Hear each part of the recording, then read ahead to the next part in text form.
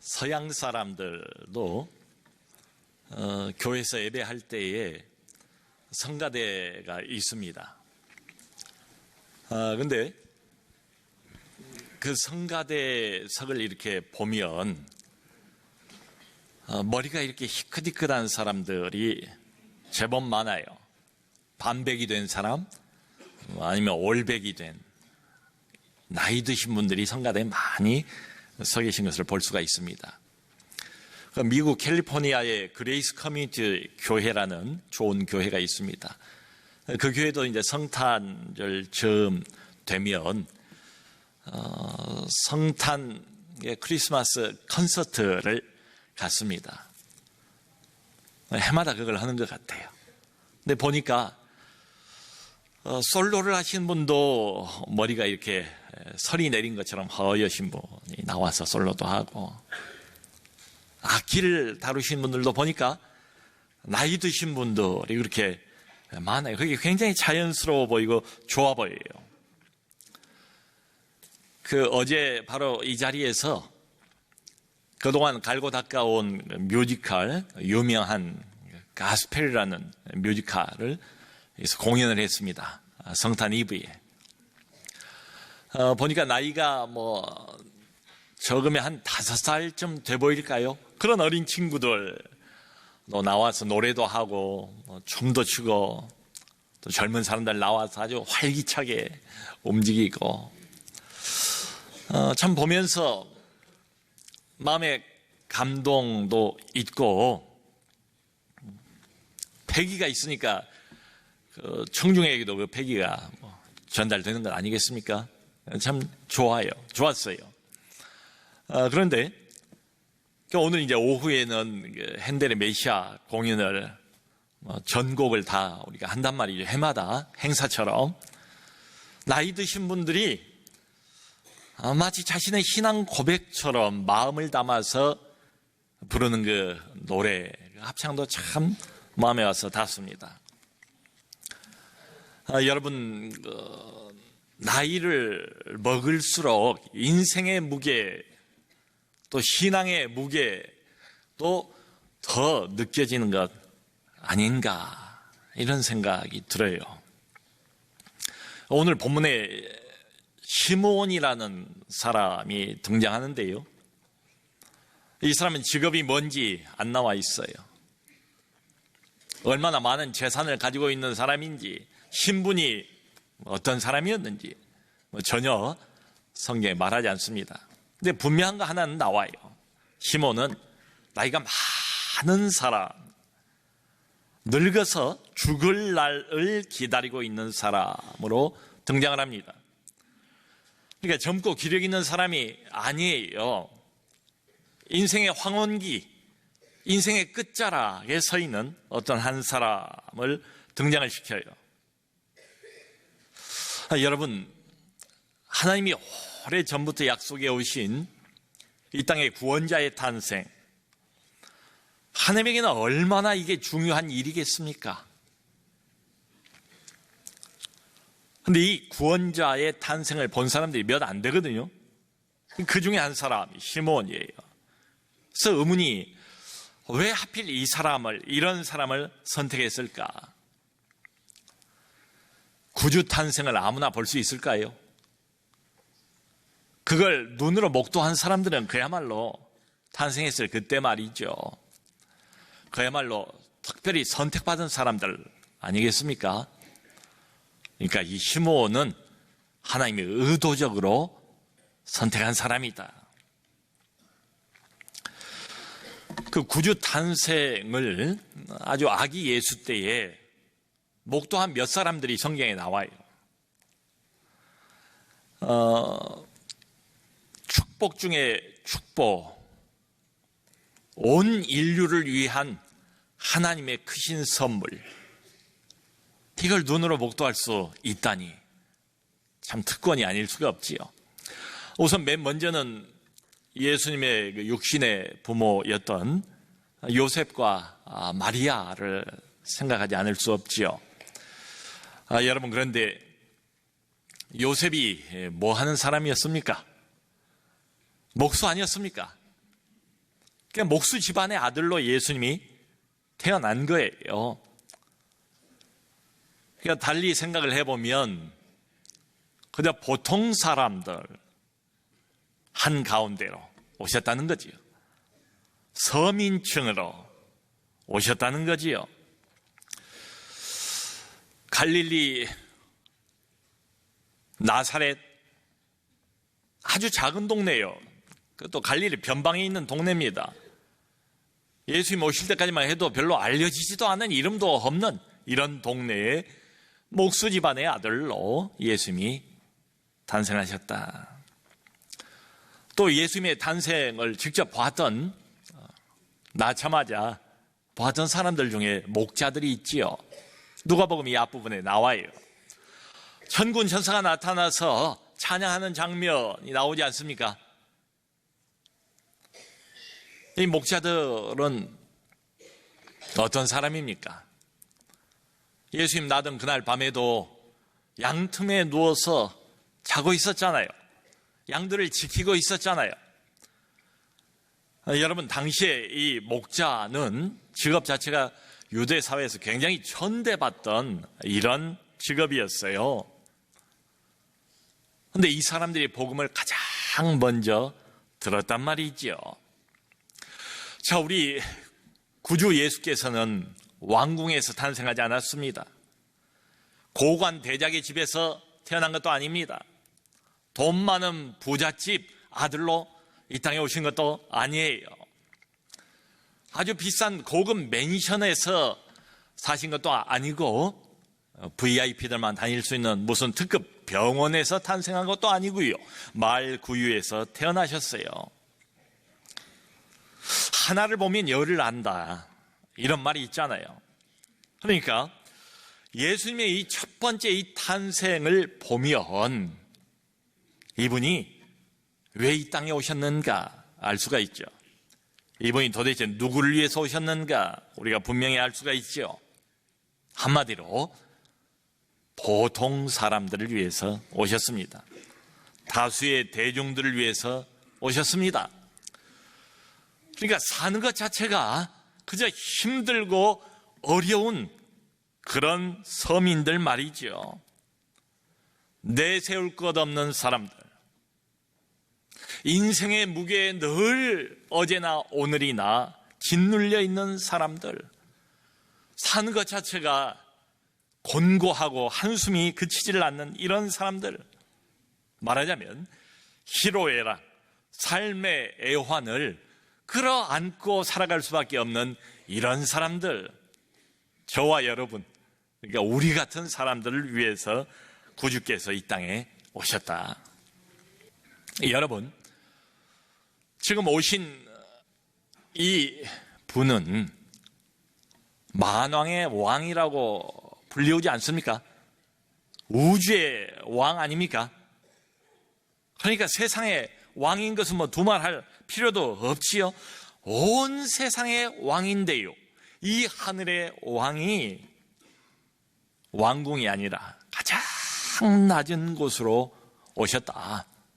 여러분, 이렇게 보면 복음은 처음부터 반전이 있는 거예요. 반전.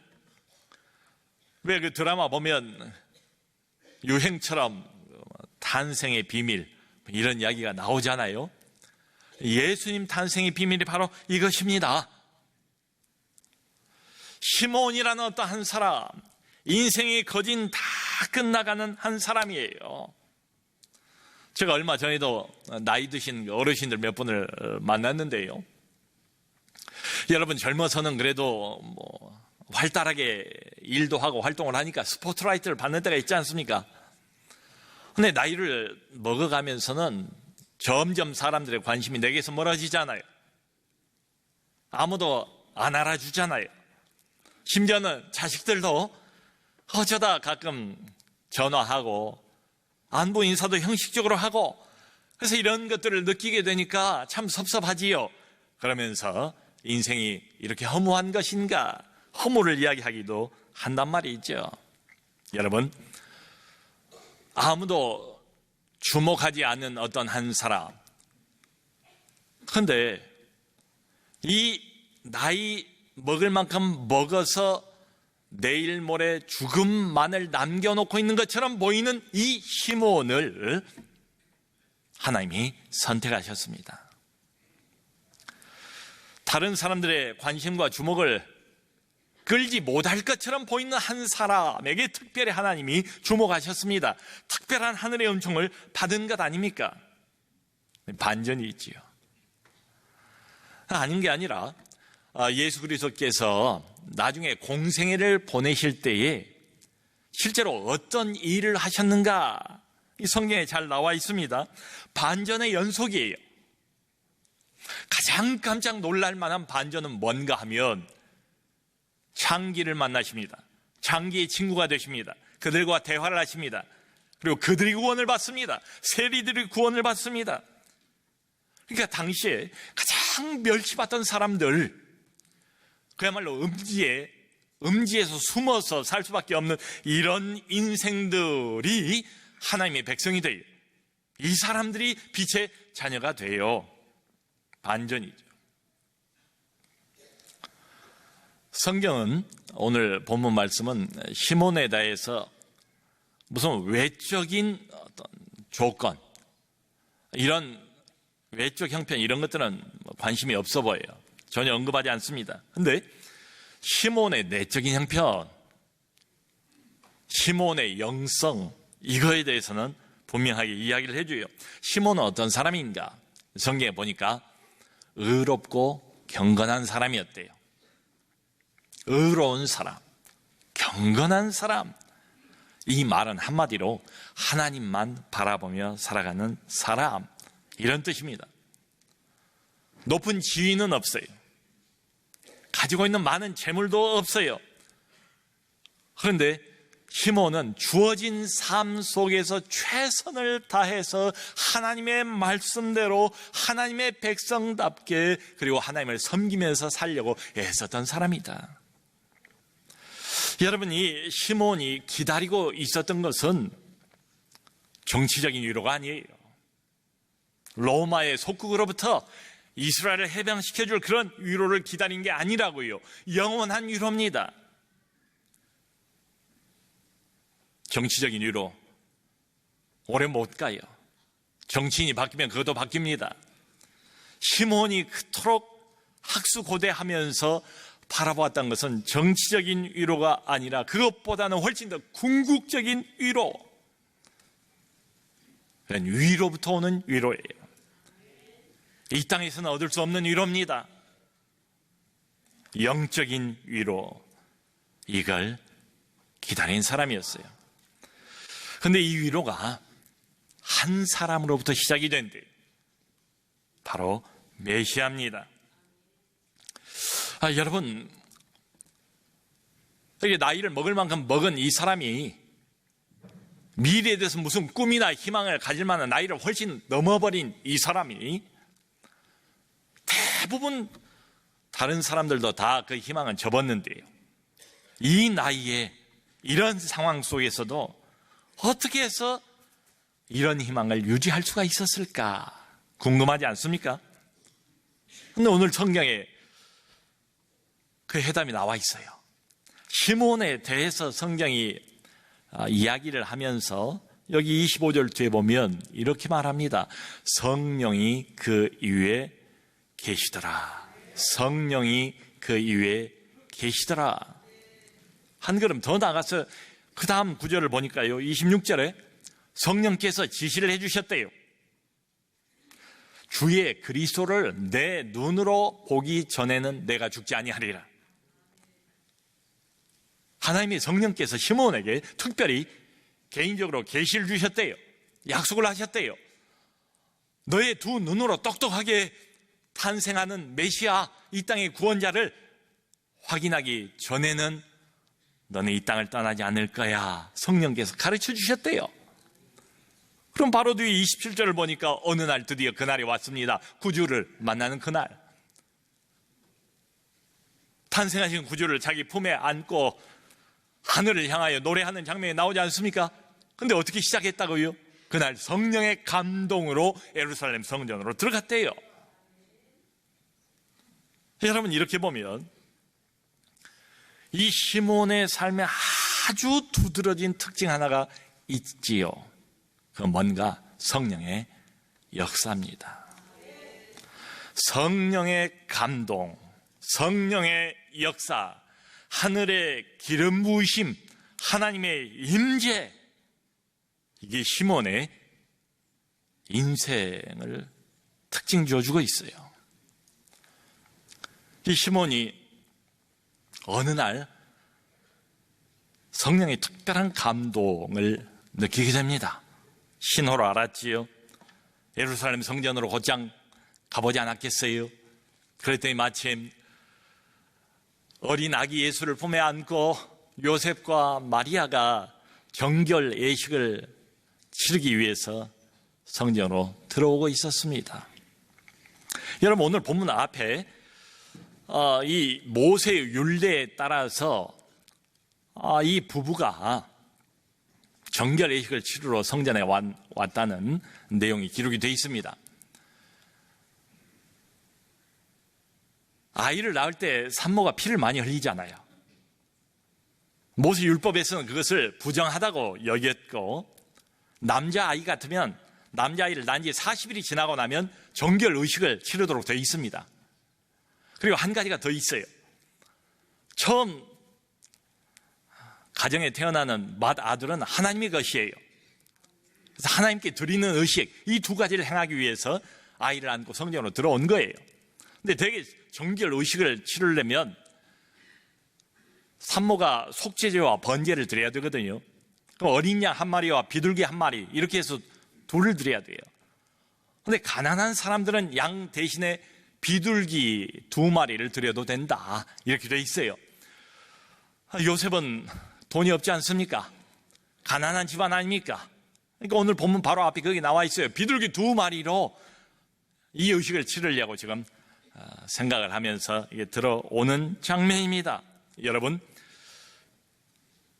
바로 그날 성전 안에 여러 사람들이 왔다 갔다 하지 않았겠습니까?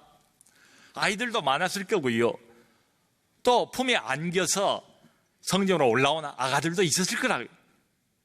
그런데 시몬이 금방 알았죠. 성령의 감동으로 이 초라하고 볼품 없는 이 젊은 부부, 시골 출신의 요셉과 마리아가 안고 있는 이 아기가 바로 그리스도라는 것을 대번에 알아봤습니다. 하나님이 약속하신 바로 그 아기, 이스라엘의 위로, 오랫동안 기다려왔던 바로 그 구원자, 아기를 자기 품에 안고 노래하는 장면이 나오지 않습니까? 그 찬송하는 내용을 읽어보면 시몬이 부모보다도 훨씬 더 정확하게 이 아이가 장차 무슨 일을 할 것인가를 예언하고 있는 내용이에요. 그 첫 마디가 30절에 보면 이렇습니다. 내 눈이 주의 구원을 보았사오니, 내 눈이 주의 구원을 보았사오니. 여러분, 본다는 것은 이건 감각적인 표현이잖아요. 이건 경험했다는 이야기 아닙니까? 이론이 아니라고요. 희망사항이 아니라고요. 바로 지금 이 현장에 아주 구체적으로, 역사적으로, 사실적으로 주의 구원이 드디어 실현되었다는 표현이지요. 이어서 시몬이 노래하는데요, 이 구원의 특징을 아주 잘 나타내 보여주고 있어요. 뭐라고 노래하는가 하면 31절에 이는 만민 앞에 예비하신 것이요, 32절에 이방을 비추는 빛이요. 자, 여러분, 이게 중요합니다. 유대인만 위하는 구원이 아니래요. 만민, 말 그대로 세상 모든 사람, 더 구체적으로는 이방을 비추는 빛이요, 이방인까지를 포함하는 이 땅을 살아가는 모든 인류를 품에 안는 한 구원자의 탄생, 반전이지요. 여러분, 예수님은 왕인데요, 왕으로 오신 건 맞는데요, 죽음을 앞두고 죽음을 기다리고 있는 한 늙은이를 맨 처음에 만납니다. 그러니까 복음은 처음부터 이런 반전이 있어요. 예수님은 금수저들을 잘 만나지 않습니다. 대신 수많은 흙수저들을 만나지 않습니까? 만일 이분이 이러지 않았다면 우리는 굉장히 거리감을 느꼈을지도 몰라요. 아, 저분은 나하고는 종류가 다른 분이구나. 나하고는 급수가 다른 사람들만 만나시는구나. 친근감을 느끼기가 어려웠을 거예요. 여러분, 그런데 이분이 주로 만나준 사람들이 누굽니까? 성경에 나와 있지 않습니까? 간음하다가 현장에서 잡힌 여인, 6명의 남편을 바꿔봤지만 여전히 만족이 없는 사마리아 수가성의 한 여인, 7 귀신에게 시달려던 막달라 마리아, 군대 귀신이 들려서 무덤 옆에서 집을 짓고 살고 있었던 거라사의 광인, 돈은 많았을지 몰라도 모든 사람들에게 다 조롱을 당하고 왕따 당하고 있던 세리장 삭개오, 한마디로 막가파 인생들, 이런 사람들을 주님이 만나십니다. 여러분, 인간적으로 보면 이 사람들은 하나님의 심판과 저주의 대상들입니다. 도저히 하나님의 은총의 울타리 안에 들어올 수가 없는 사람들이라고요. 그런데 여러분, 희한한 것은 이겁니다. 바로 이런 사람들이 구원을 받고 속속 하나님 나라 안으로 들어오는 겁니다. 죄와 사망에서 벗어나는 겁니다. 영혼이 회복되고 인생이 회복되는 겁니다. 사랑하는 성도 여러분, 이게 성탄의 의미입니다. 주님 첫 번째 그 탄생의 순간들을 잘 살펴보면 바로 이 의미가 가득 담겨져 있습니다. 이게 성탄입니다. 사랑하는 성도 여러분, 그러므로 오늘 그 누구도 절망하지 말아야 됩니다. 절망하지 말아야 된다고요. 세상 다 끝난 것처럼, 눈에 보이는 것이 전부인 것처럼 절망하지 말아야 된다고요. 왜요? 하나님이 세상을 포기하지 않으셨어요. 그래서 구원자가 나오는 것 아닙니까? 하나님이 인간을 포기하지 않으셨어요. 그러므로 결론은 뭡니까? 나도 포기하지 말아야지요. 목사님, 듣기는 좋은 소리입니다만은 주변을 보세요. 세상을 보세요. 여전히 어둡고 여전히 끔찍하고 여전히 황폐하지 않습니까? 맞습니다. 근데 적어도 성탄을 내 것으로 아는 사람이라면 거기서 생각이 그치면 안 되지요. 2000년 전이나 오늘날이나 세상은 여전히 죄로 물들어 있고 어둠은 깊고 끔찍한 일들은 여기저기서 계속 벌어지고 있습니다. 여전히 온 세상은 하나님의 버림을 받은 것처럼 황폐합니다. 맞습니다. 그런데 그게 전부가 아니죠. 보세요. 주님의 구원이 이미 시작되었다. 주님의 이미 시작된 그 구원이 현재 진행 중이다. 아멘, 아멘. 목사님, 그걸 어떻게 합니까? 어떻게 자신 있게 그렇게 말할 수 있습니까? 말할 수 있죠. 나와 여러분, 우리 같은 보통 사람들이 주님의 구원을 누리고 있지 않습니까? 인생이 어두울 때라고 어두웠던 우리의 과거가 있지 않습니까? 그렇게 어두웠던 인생들이 빛을 누리고 있지 않습니까? 빛 가운데 살아가고 있지 않습니까? 우리의 영혼도 얼마나 싸늘하게 식어 있었는지, 얼마나 황폐한 황무지처럼 버림받아 있었던지요. 영혼이 황폐했던 그런 사람들이 나와 여러분들입니다. 참 만족을 누리고 있습니다. 하늘의 평강을 현재 누리고 있습니다. 왜요? 바로 구원자가 우리 가운데 계시기 때문입니다. 그 구원자가 살아있기 때문입니다. 그 구원자가 역사하시기 때문입니다. 그 구원자가 일하시기 때문입니다. 여러분, 이게 성탄입니다. 하나님의 자비입니다. 우리 인생 한가운데로 찾아오신 하늘의 왕, 나 같은 별 볼 일 없는 사람을, 나 같은 무지랭이를, 나처럼 죄의 올무에 꼭꼭 사로잡혀 있던 이런 사람을 진정한 평안도, 진정한 기쁨도, 진정한 만족도, 진정한 인생의 의미도 없이 막연한 불안과 절망만을 먹고 마시던 사람을 구원하셔서 빛 가운데 살아가게 하신 그분. 그러므로 오늘 이 성탄 주일날 찬양합시다.